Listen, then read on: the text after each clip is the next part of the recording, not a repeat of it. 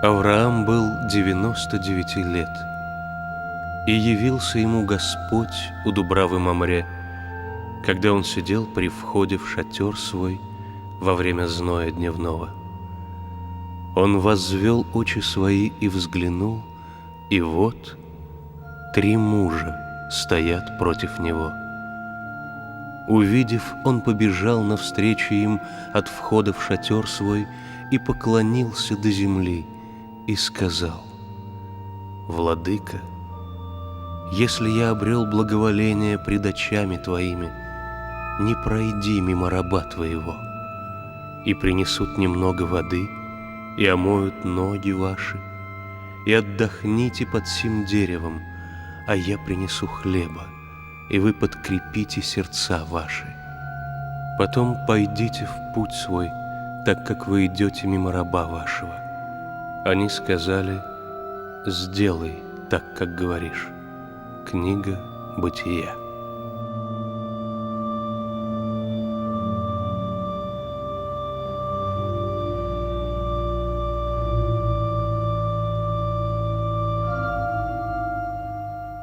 В 1422 году на Руси разразился страшный голод. В лето 6930 глад велик бысть по всей земле русской и новгородской, и многие люди с голоду помроша. Иные же из Руси в Литовское изыдоша, иные же на путях с гладу и студене помроша, беба зима студена. Иные же мертвые скоты едаху, и псы, и кошки, и люди людей едоша. Вдобавок, татары не забывали навещать Русь жестокими грабительскими набегами. И вот в этот страшный год в Радонежских пределах, в Троицкой обители, на горе Маковец, состоялось церковное прославление основателя этого монастыря Сергия. 5 июля, через 30 лет после представления радонежского игумена, торжественно деревянная колода с его телом была извлечена и в особой раке поставлена рядом с алтарем деревянного Троицкого собора.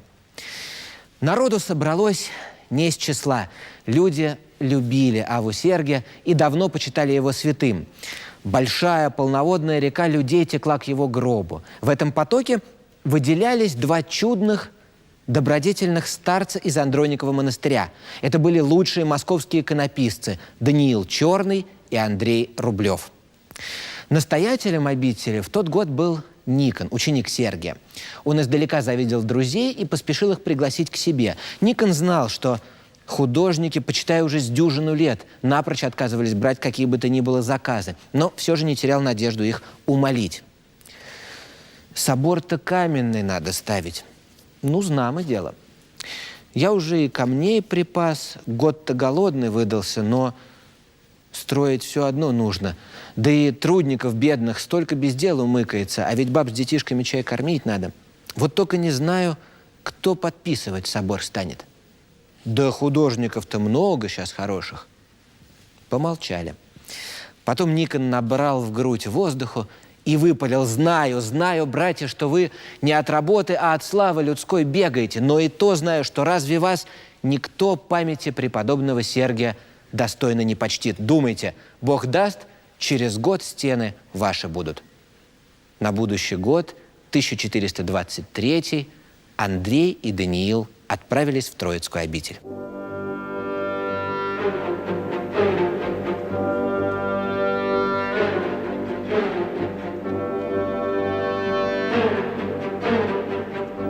Трудно было себе представить, что всего 90 лет назад здесь были абсолютно дикие места. Снедаемые еще языческими страхами, люди боялись ходить на Маковец, где, по их мнению, обитали злые духи. Чтобы разрушить это многовековое мракобесие и выгнать из народа страх, Сергий построил здесь маленькую деревянную церковь и посвятил ее Пресвятой Троице.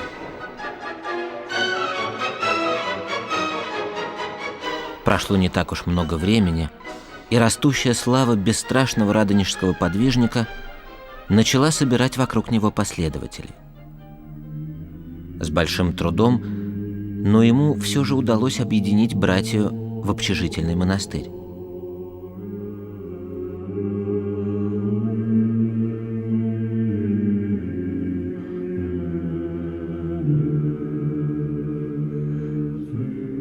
Под знаменем Троицы ученики Аввы Сергия стали расходиться по всей Руси, где в княжьих столицах, а больше в таких же глухих лесах, строить такие же острова христианской любви и веры.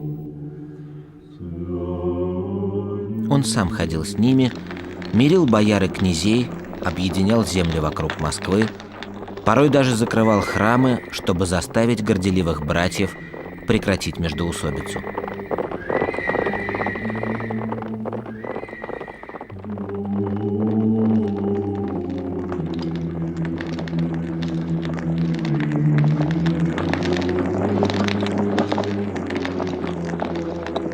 Постепенно делами и молитвами игумена земли русской из народа, почти потерявшего надежду на свободу, стали выходить уныние и страх. Люди снова начали осознавать себя христианами, народом Божиим, способным подняться на защиту своей веры и земли. Образ Пресвятой Троицы стал символом возрождения нации.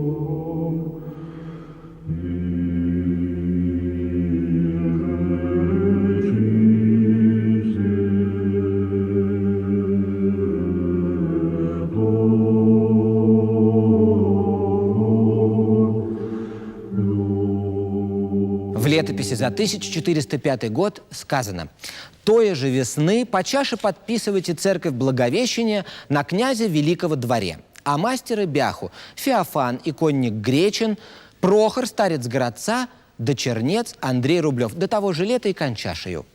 Это последнее документальное упоминание о знаменитом Феофане Греке и первое об Андрее Рублеве. Феофана тогда с трудом уговорили приехать в Москву из Нижнего Новгорода. Он был стар, опытен, мудр и не охоч гоняться за великокняжескими заказами. Старец Прохор вообще не хотел покидать родные места, но Грек, многие годы проработавший с ним бок о бок, просил не оставлять его одного. Москвича Андрея Феофан выбрал по двум причинам. Сей чернец, как ему говорили, несмотря на боярское происхождение, нрава был весьма кроткого, да к тому же учился в Константинополе, знает греческую школу, а значит, они легко найдут общий язык. Андрею было тогда лет 45. Возраст совершенно обыкновенный для московского живописца, впервые допущенного к такой серьезной работе. Мастерство художника ценилось в Древней Руси неимоверно высоко. Попасть в дружину иконников, а это был именно коллективный труд, было крайне сложно. Иконописца знали в лицо и почитали чуть ли не святым. Им не мог стать человек безнравственный или просто пьющий. Законом запрещалось заниматься святым делом убийцам, сквернословом, заносчивым людям, грубым и нечестивым. Своих иконописных школ на Руси не было. Мастерство передавалось из поколения в поколение прямо в дружинах, и только изредка самых одаренных посылали учиться в Византию, Болгарию или Сербию. В то время в балканских мастерских и на Святой горе Афон выполнялось довольно много русских заказов. Так что нашим художникам приходилось оставаться там целыми десятилетиями. Так, например, Афанасий, серпуховской ученик преподобного Сергия, провел в Царьграде целые 20 лет. И там же написал знаменитый Высоцкий чин. Этот шедевр мирового искусства, равно как и самого Авву Афанасия, хорошо знал молодой Андрей. Одно время учеником Афанасия был Никон. Именно Никон и познакомил серпуховского игумена с будущим иноком Андреем.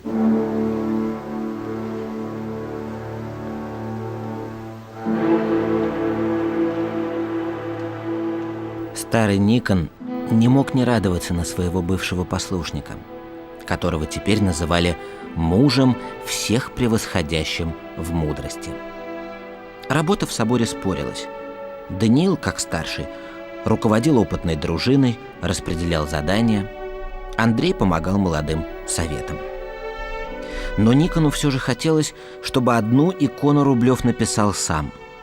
Летопись сообщает, что они говорили с глазу на глаз, и настоятель просил живописца образ написать и Пресвятые Троицы в похвалу отцу своему, святому Сергию.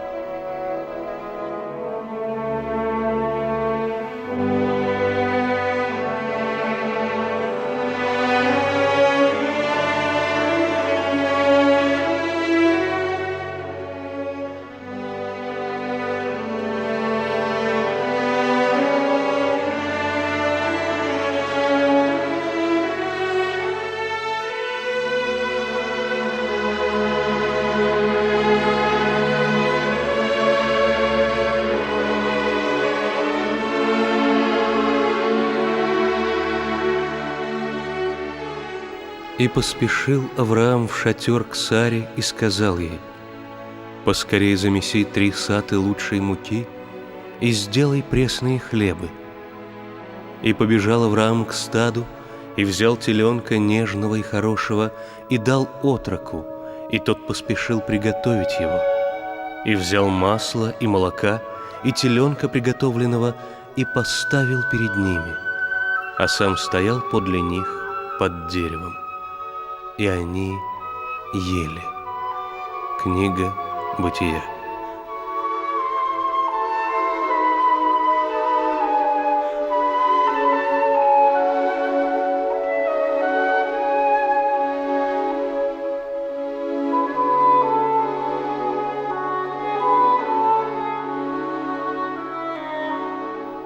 Детали Андрей решил не оставлять.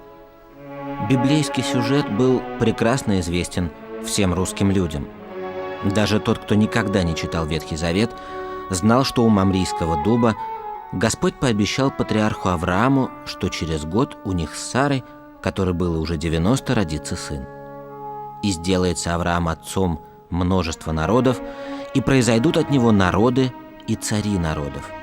Это было откровение о будущей церкви.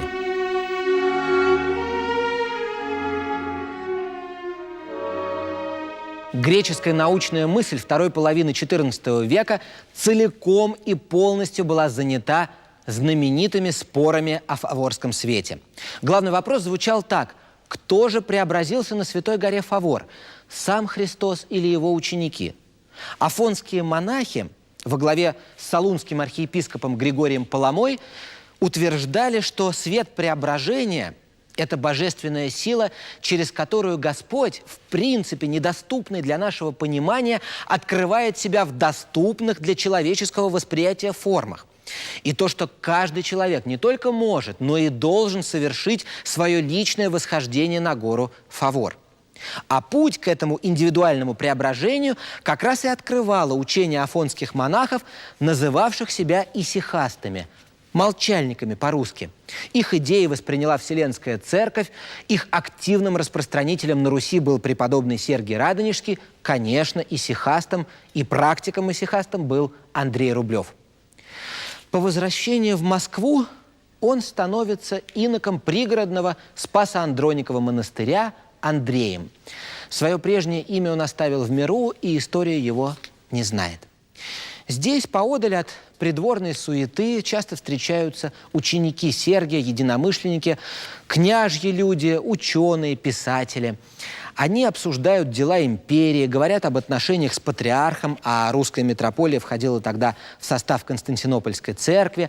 Говорят о том, что Византии, по большому счету, осталось немного, и хорошо было бы подумать о преемстве, только без их ахинейской, то есть афинской мудрости и хитрости. Но больше всего они спорят о том, какой будет Москва, когда, наконец, окрепнет и сможет окончательно сбросить со своих плеч татарское иго. Они говорят о стране, в которой будут царствовать законы самопожертвования и любви, о Святой Руси.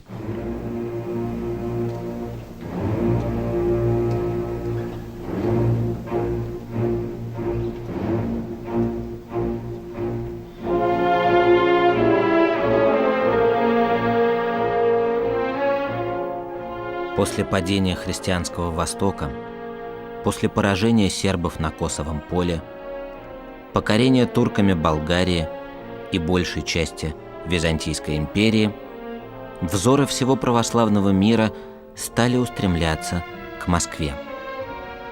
Ее вес возрастал как внутри самой Руси, так и на внешнеполитической арене.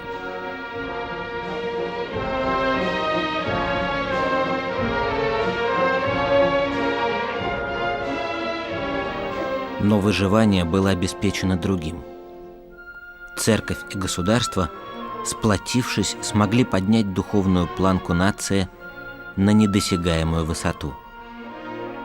Идеалом Сергия и его единомышленников было преображение страны и всей Вселенной по образу Святой Троицы, внутреннее объединение всех людей в Боге.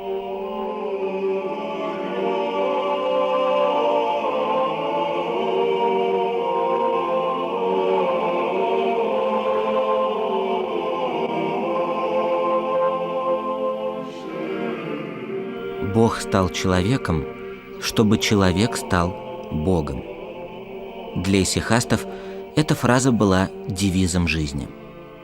И ничто иное, как икона Бога, учила людей, каким должен стать настоящий человек.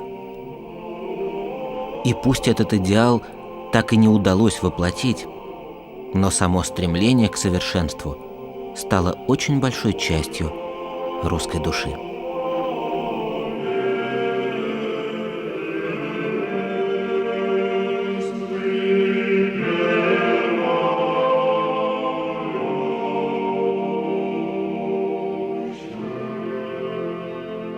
Осенью 1408 года Орда вновь нахлынула на Русь.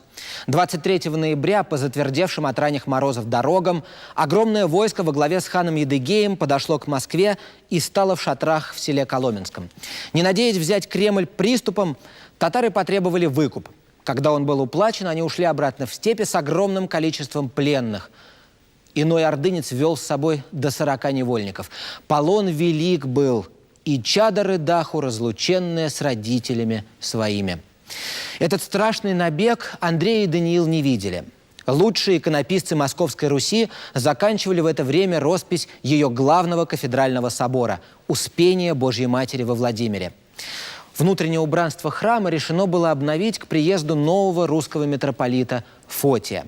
Фотий был очень почитаемым греком на родине, мужем мудрым и праведным. Его назначили на московскую кафедру, чтобы подчеркнуть важность московских связей. Вместе с андрониковскими иконописцами храм к будущей интронизации готовил греческий священник Патрикей. Через 2 года, в 1410-м, Андрей узнает о страшной беде, которая произошла во Владимире. Враждовавший с Москвой нижегородский князь Данила Борисович сговорился с татарским царевичем Талычой пограбить Владимир. Главную добычу они надеялись урвать в соборе. Но двери храма оказались запертыми изнутри. Отец Патрикей, зная тайные входы, собрал всех людей, церковные драгоценности и поднялся наверх. Потом сам спустился и приказал поднять лестницы. Когда татары вместе с новгородцами ворвались в храм, они увидели только одного Патрикея. Его сбили с ног, связали и начали пытать, где ценности, где люди, где ключи. Он никого не выдал. Истерзанного пастыря привязали к седлу и пустили коня вскачь. В это же время Андрей пишет знаменитый образ Спасителя из Звенигородского чина. На нем, может быть, впервые в христианской истории зрители могли прочитать самую важную фразу Евангелия. «Заповедь новую даю вам, да любите друг друга, потому узнают все, что вы мои ученики, если будете иметь любовь между собою».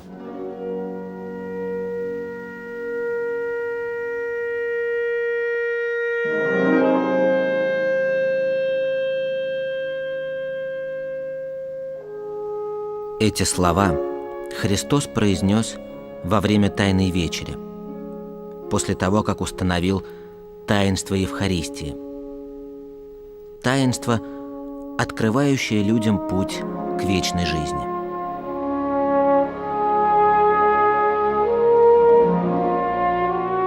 Чаша причастия – один из самых главных символов Рублевской Троицы.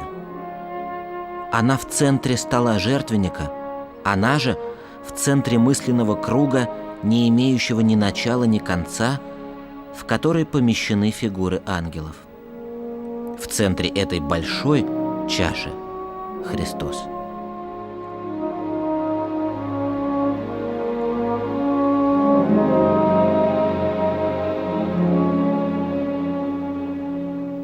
Впервые увидев Пресвятую Троицу, Авраам сразу понял, что это единый Господь. Он обращается к 3 ангелам как к одному – Владыка. Глядя на икону Рублева, человек тоже безошибочно узнает Бога.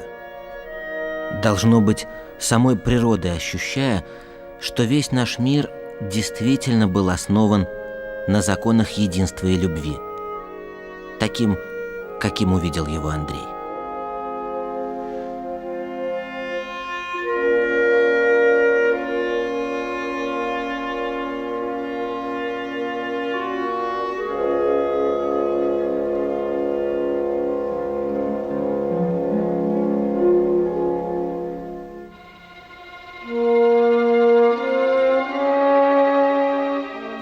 Был день, весенний день 1426 года. Андрей позвал Даниила к себе в келью, и они вдвоем отнесли в собор только что оконченную икону. Остальные работы в храме уже были завершены, мастеров не было, на лавочке тихонько дремал послушник. Старцы благоговейно поставили икону рядом с алтарем и тихо опустились на колени. Она еще не была освящена, но друзья поклонялись не творению Андрея, они благодарили самого Творца. Первым поднялся Даниил и окликнул отрока. «Слышь-ка, сынок, ты скажи батюшке, чтобы он побережнее кропил ее святой водой. Не высохло еще». Через 5 минут со всех келей монахи заспешили в Троицкий.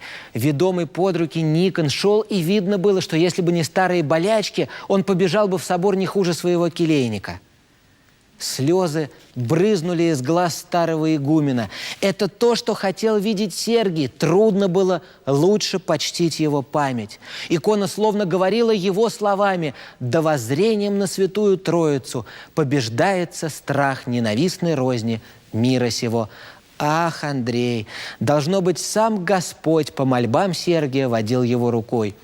А искусному человеку только и нужно одно – узреть Бога нашего.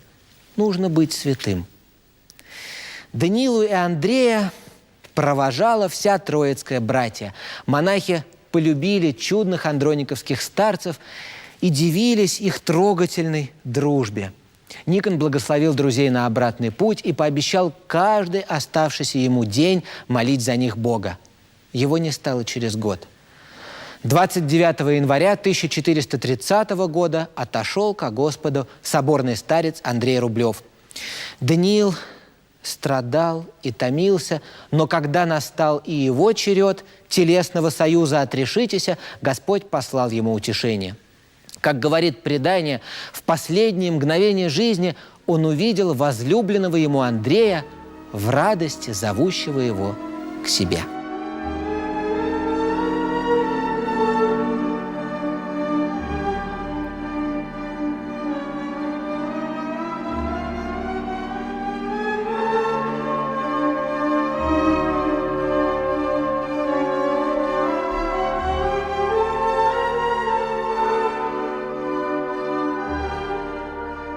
Внимайте себе, братья, прежде имейте страх Божий, чистоту душевную и любовь нелицемерную. Преподобный Сергий Радонежский.